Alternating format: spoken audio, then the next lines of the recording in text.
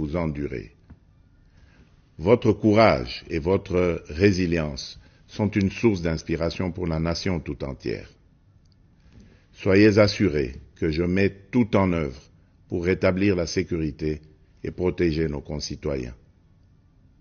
Je viens de tenir un Conseil supérieur de la défense élargi et des instructions claires et fermes ont été données pour la sauvegarde de l'intégrité territoriale de notre pays. Ensemble, unis et déterminés, nous surmonterons ces épreuves et nous restaurerons la paix et la sécurité dans notre chère patrie. Mes très chers compatriotes, les forces extérieures hostiles qui agressent injustement notre pays évoquent le prétexte farfelu des supposées exactions commises contre les communautés rwandophones établies chez nous. Les justifications brandies par les auteurs connus de cette agression sont manifestement dénuées de tout fondement. Je tiens à rappeler fermement que la République démocratique du Congo, fidèle à son hospitalité légendaire, respectueuse des principes humanitaires et de ses obligations internationales, a toujours, depuis son accession à l'indépendance, accueilli par vagues de réfugiés venant des pays voisins. À titre d'exemple, la République démocratique du Congo a offert son hospitalité notamment aux communautés angolaises, burundaises et centrafricaines en raison de nombreux et violents conflits qui avaient secoué leur pays en son temps. Ces dernières ont toujours vécu en harmonie avec les 450 communautés autochtones et locales.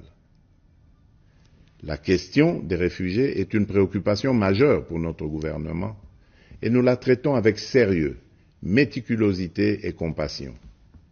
Cependant, le refus persistant de notre voisin de coopérer pleinement sur des questions essentielles, telles que convenues avec le Haut Commissariat des Nations Unies pour les réfugiés, complique la résolution de cette crise humanitaire.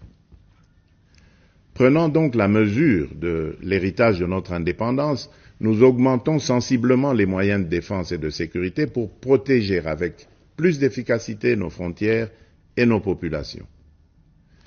C'est pourquoi j'ai instruit le nouveau gouvernement de la République d'investir prioritairement dans le renforcement des capacités de l'État à sécuriser le territoire et la population, avec un budget cumulé sur les 5 ans représentant 20% du budget annuel, essentiellement destiné à poursuivre des actions de la montée en puissance de nos forces de défense et de sécurité.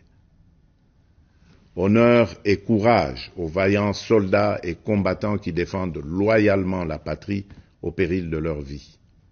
La nation ne vous oubliera pas. En cette période où notre nation est confrontée à des défis sécuritaires multiformes, j'en appelle à l'harmonie et à la cohésion de toutes les communautés pour unir nos forces, promouvoir la paix, le respect mutuel, afin de consolider la transformation socio-économique de notre pays. Debout, Congolais!